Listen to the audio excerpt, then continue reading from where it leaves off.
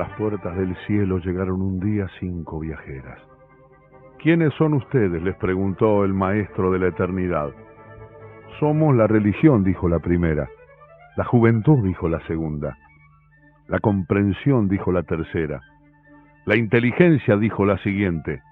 La sabiduría, dijo la última. Identifíquense, ordenó. Entonces, la religión se arrodilló y oró.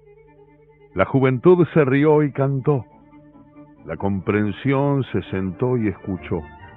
La inteligencia analizó y opinó. Y la sabiduría contó un cuento. Cuento de Edgar Allan Poe, Berenice.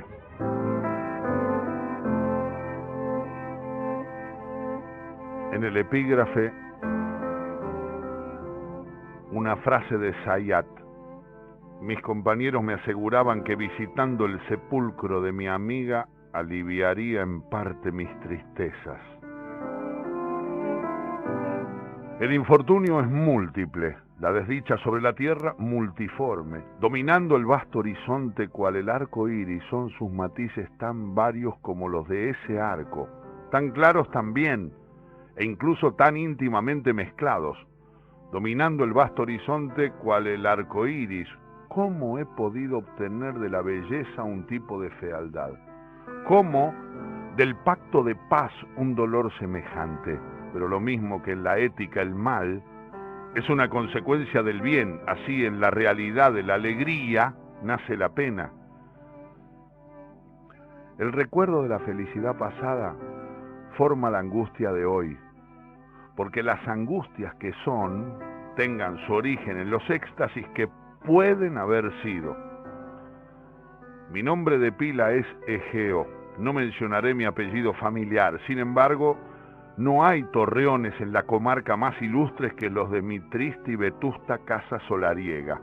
Nuestro linaje ha sido llamado raza de visionarios en muchos detalles notables, en el carácter de la mansión familiar, en los frescos del salón principal, en los tapices de los dormitorios, en los cincelados de algunos pilares de la armería, pero más especialmente en la galería de cuadros antiguos, en el estilo de la biblioteca y, por último, en la particularísima naturaleza del contenido de esa biblioteca. Hay más que suficientes pruebas para justificar esa creencia. El recuerdo de mis primeros años va unido a esa sala y a esos volúmenes de los cuales no diré nada más. Allí murió mi madre y allí nací. Pero sería ocioso decir que no he vivido antes, que el alma no tiene una existencia anterior. ¿Lo niega usted? No discutamos ese tema. Convencido yo mismo, no intento convencer a nadie. Allí hay, no obstante, un recuerdo de formas aéreas, de ojos espirituales y pensativos, de sonidos musicales aunque tristes.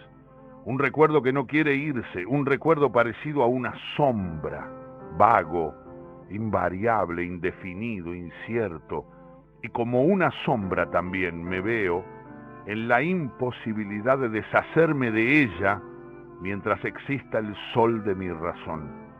En esa estancia nací, despertando así de la larga noche que parecía ser, pero que no era la nada, para caer enseguida en las verdaderas regiones de un país de hadas, en un palacio fantástico, en los extraños dominios del pensamiento y de la cultura monásticas. No es raro que haya mirado a mi alrededor con ojos espantados y ardientes, que haya malgastado mi infancia ante los libros y disipado mi juventud en sueños, pero lo que es singular al pasar los años y cuando el mediodía de la virilidad me encontró aún en la casa de mis padres, lo que es maravilloso en ese estancamiento que cayó sobre las fuentes de mi vida, maravilloso ese total trastocamiento que tuvo lugar en el carácter de mis más vulgares pensamientos. Las realidades del mundo me afectaban como visiones y solo como visiones, mientras que las ideas desenfrenadas de la comarca soñadora llegaban a ser, en cambio, no el alimento de mi existencia diaria, sino realmente mi entera y única existencia. Berenice y yo éramos primos, crecimos juntos en mi casa solariega, aún así crecimos muy diferentes. Yo, mísero de salud y sepultado en la tristeza, ella, ágil, graciosa y desbordante de energía. Para ella, era el vagar por la ladera de la colina y para mí los estudios del claustro. Yo viviendo dentro de mi propio corazón y entregado en cuerpo y alma a la más intensa y penosa meditación, ella vagando despreocupada por la vida, sin pensar en las sombras de su camino o en el vuelo callado de las horas con plumaje de cuervo. Berenice, grito su nombre, Berenice, y en las ruinas vetustas de mi memoria se agitan mil recuerdos tumultuosos a ese sonido. Su imagen está viva ante mí ahora como en los primeros días de su luminoso ardor y de su alegría, magnífica y con todo, fantástica belleza. Y luego, todo es misterio y terror, y una historia que no puede contarse. Una dolencia, una fatal dolencia cayó sobre su persona como el simún. Y hasta cuando yo la contemplaba, el espíritu de transformación pesaba sobre ella, penetrando su espíritu, sus hábitos, su carácter, y de la manera más sutil y terrible. Perturbaba incluso la identidad de su persona. El destructor venía y se iba, y la víctima, ¿dónde está? No la conocía, o al menos no la conocía ya como Berenice. Entre la numerosa serie de enfermedades acarreadas por aquella fatal y primera, que provocaron una revolución de un género tan terrible en el ser moral y físico de mi prima, hay que mencionar la de naturaleza más penosa y tenaz. Una especie de epilepsia que terminaba con frecuencia en catalepsia, una catalepsia muy parecida a la muerte real y de la que despertaba ella en muchos casos con un brusco sobresalto.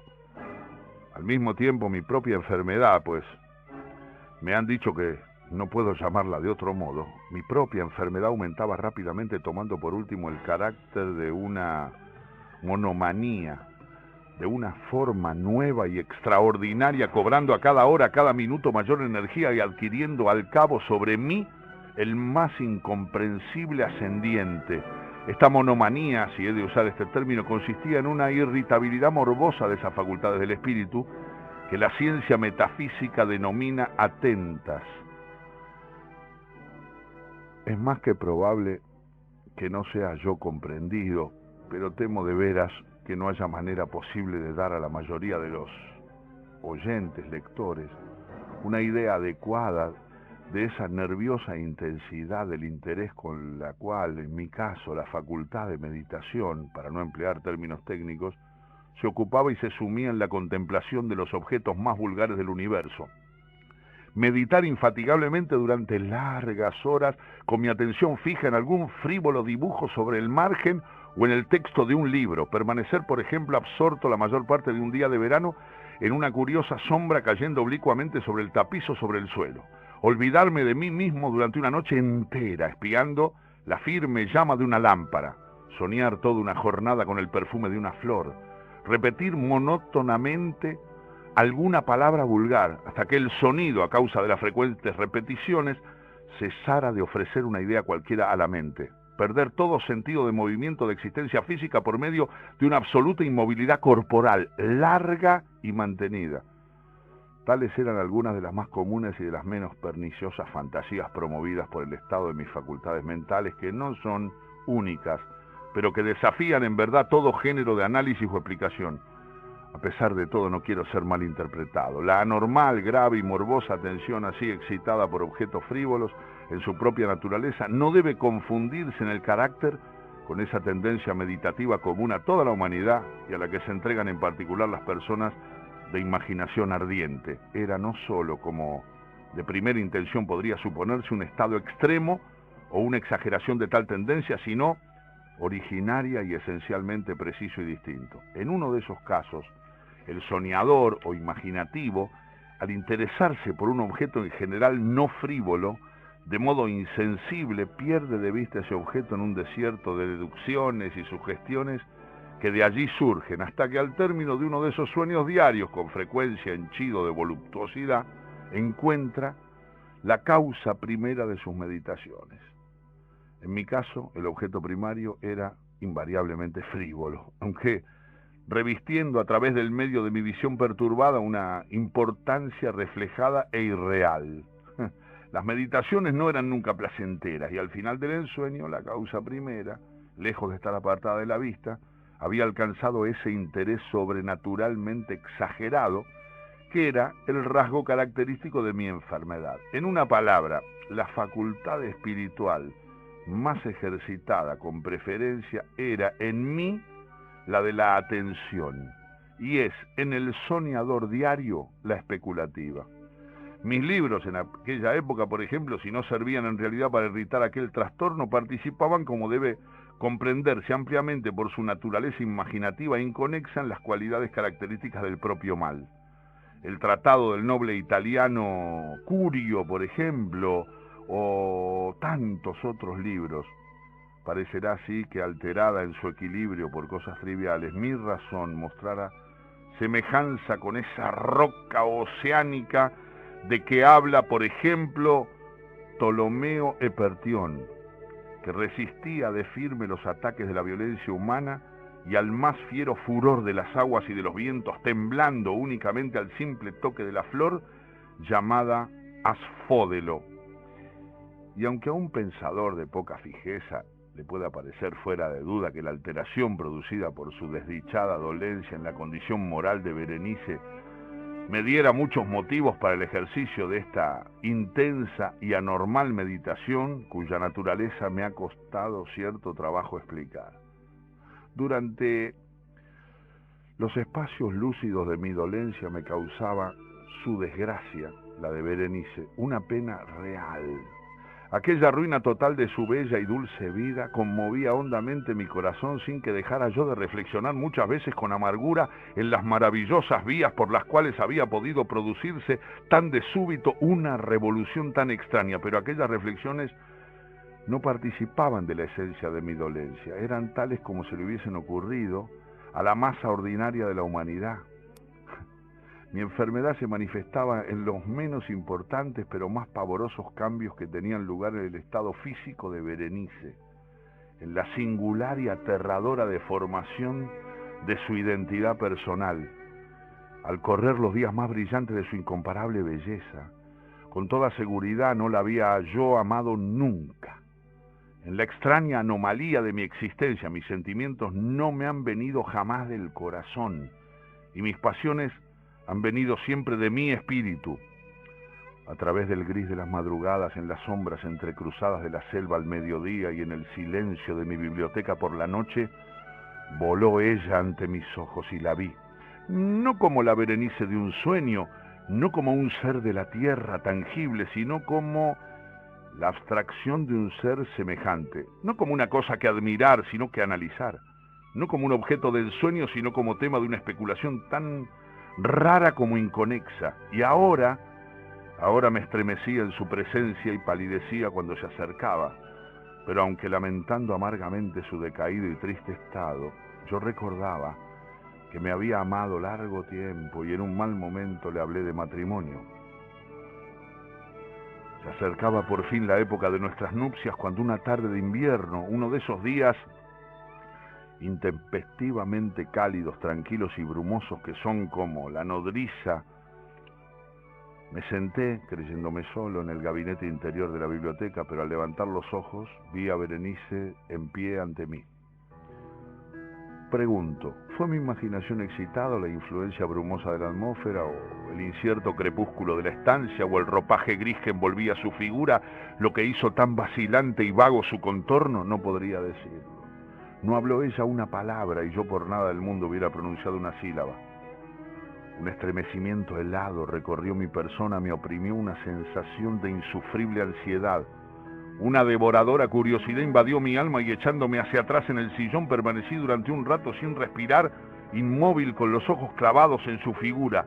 Era excesiva su demacración, y ni un solo vestigio de su ser primero se escondía en ninguna línea de aquel contorno. No era sino una sombra de lo que había sido. Por fin cayeron sobre su rostro mis ardientes miradas. Su frente era alta, pálida y singularmente plácida. Los cabellos, en otro tiempo de un negro azabache, la recubrían tapando las sienes hundidas con rizos, ahora de un vivo dorado. Los ojos carecían de vida y de brillo, y en apariencia de pupila. Sin querer aparté las mías de su fijeza vidriosa para contemplar sus delgados y arrugados labios. Se separaron, y en una sonrisa de un especial significado aparecieron lentamente ante mi vista los dientes de la cambiada Berenice. Le pedí a Dios que no los hubiese contemplado nunca o que al verlos hubiera muerto yo. Me sobrecogió el ruido de una puerta que se cerraba y al levantar mis ojos vi que mi prima había salido de la estancia, pero de la estancia agitada de mi cerebro no había salido. Ni siquiera salir el blanco y triste espectro de aquellos dientes. No había ni una mancha sobre su superficie, ni una sombra sobre su esmalte, ni una mella de su hilera en aquel breve lapso de su sonrisa no se haya grabado en mi memoria. Los vi ahora más inequívocamente que los había contemplado antes. Los dientes. Estaban allí, allá y en todas partes. Visibles y palpables ante mí, largos, estrechos, blancos, con los pálidos labios arrugados enmarcándolos como en el verdadero momento de su primero y terrible desarrollo. Entonces sobrevino la furia plena de su monomanía, y luché en vano contra su extraña e irresistible influencia. En los objetos multiplicados del mundo exterior no tenía yo pensamientos más que para los dientes. Sentía por ellos un deseo frenético. Todos los demás temas y todos los intereses quedaron absorbidos en esa sola contemplación. Solo ellos estaban presentes a mi mirada mental y su sola individualidad se convirtió en la esencia de mi vida espiritual. Los veía a los dientes bajo todas las luces, les daba vueltas en todos los sentidos, estudiaba sus características, me preocupaban sus particularidades, meditaba sobre su conformación, reflexionaba sobre la alteración de su naturaleza, me estremecía atribuyéndoles con la imaginación una facultad de sensación y de sensibilidad, y sin ayuda de los labios una capacidad de expresión moral. Se ha dicho bien de Mademoiselle Salé que todos mis pasos eran sentimientos, que todos sus dientes eran ideas. Y de Berenice creía yo aún más seriamente eso, que todos sus dientes eran ideas. He aquí el pensamiento idiota que me ha perdido. Por eso los codiciaba y yo tan locamente.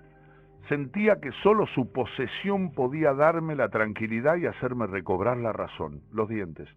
Y cayó la noche sobre mí.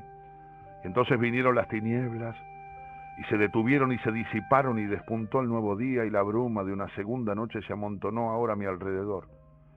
El fantasma de los dientes todavía mantenía su terrible ascendiente hasta el punto de que con la más viva y horrenda claridad flotaba en torno entre las luces y las sombras cambiantes de la habitación.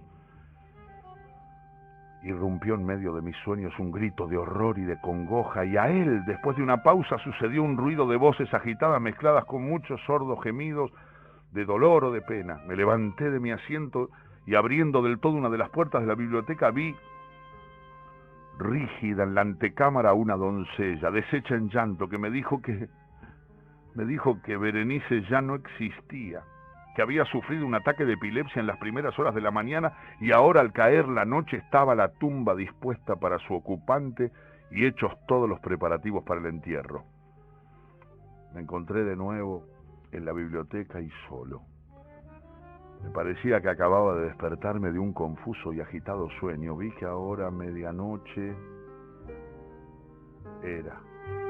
Y me di perfecta cuenta de que al ponerse el sol sería enterrada Berenice, pero no he conservado de lo sucedido una comprensión real ni definida. Sin embargo, mi memoria estaba llena de horror más terrible aún por ser vago, terror más terrible en su ambigüedad. Era una página espantosa del libro de mi vida, escrita toda con recuerdos oscuros, atroces. Me esforcé por descifrarlos, aunque en vano. De cuando en cuando parecía, y parecido al espíritu de un sonido muerto, se diría que retumbaba en mis oídos el grito agudo y penetrante de una voz de mujer. ¿Había yo realizado un acto? ¿Cuál? Me dirigí a mí mismo la pregunta en voz alta y los ecos de la habitación me musitaban. ¿Qué hiciste? ¿Qué has hecho? Sobre la mesa a mi lado ardía la lámpara y cerca había una cajita. No poseía un carácter notable, la había visto antes muchas veces, pertenecía al médico de la familia, pero ¿cómo había venido a parar aquí sobre mi mesa y por qué me estremecí al mirarla? Eran estas cosas de poca monta y mis ojos al final cayeron sobre las páginas abiertas de un libro y sobre una frase subrayada.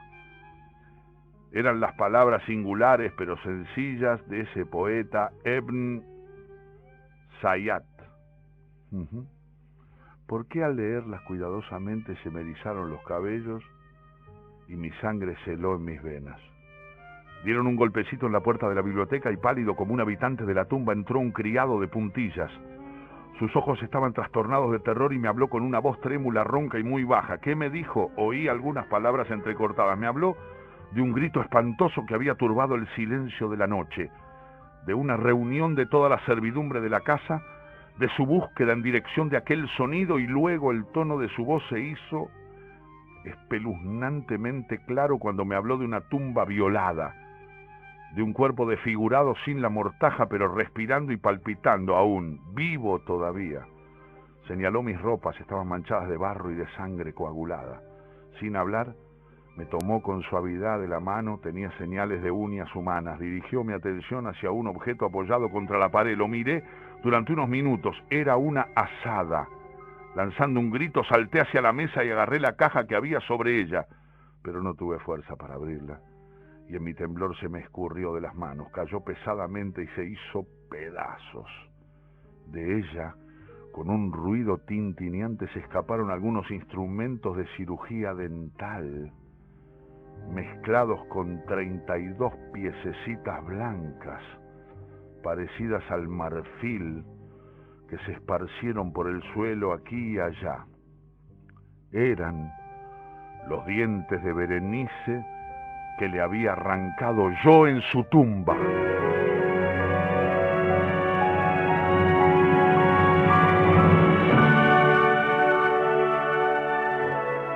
Ya sé que es terrible el cuento, pero es uno de los maestros más grandes de la historia del cuento de todos los tiempos. Es Edgar Allan Poe, una mente torturada, un talento inconmensurable.